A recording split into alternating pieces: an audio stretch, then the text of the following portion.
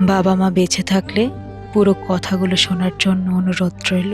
বাবাময় পূর্ণ ঘরটা হয়ে যেদিন বাবাহীন শূন্য ঘর হবে, সেদিন টের পাবে বাবা কি ছিল। বাবার বালিশের পাশে যখন একলা একা চশমাটা পরে থাকবে, কিন্তু সেই চশমা পরার মানুষ থাকবে না, তখন বুঝবে বাবা কি ছিল।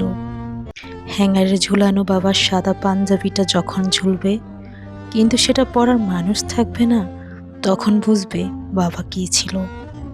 বকা দেওয়ার পর যখন মাথায় হেসে হাত বোলানোর মানুষ খুঁজে পাবে না, তখন বুঝবে বাবা কি ছিল।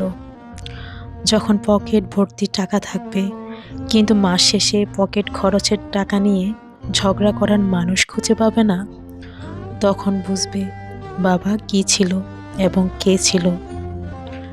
ঘুম থেকে আগে ডাকা নিয়ে প্রতিদিন মায়ের সাথে এক ধরনের মিষ্টি ঝগড়াই করো, তবুও মা পরের দিন ঠিকই আগে ঘুম থেকে ডেকে তুলে।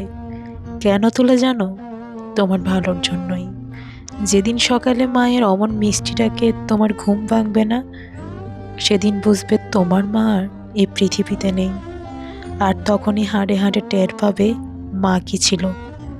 শত শত মানুষ তোমার পাশে থাকা সত্ত্বেও যেদিন টের পাবে কোনো এক শান্ত আঁচলের নিচে তুমি এখন আর ঠাঁই পাচ্ছ না, সেদিন বুঝবে মা কি ছিল। 103 ডিগ্রি জ্বর থাকার পর যখন বুঝবে এখন আর রাত জেগে তোমাকে কেউ পাহারা দেয় না, কিংবা তোমার মাথার পাশে বসে কেউ তোমার দিকে গভীর মমতাময়ী দৃষ্টিতে কেউ তাকিয়ে থাকে না, তখন বুঝবে মা কি ছিল।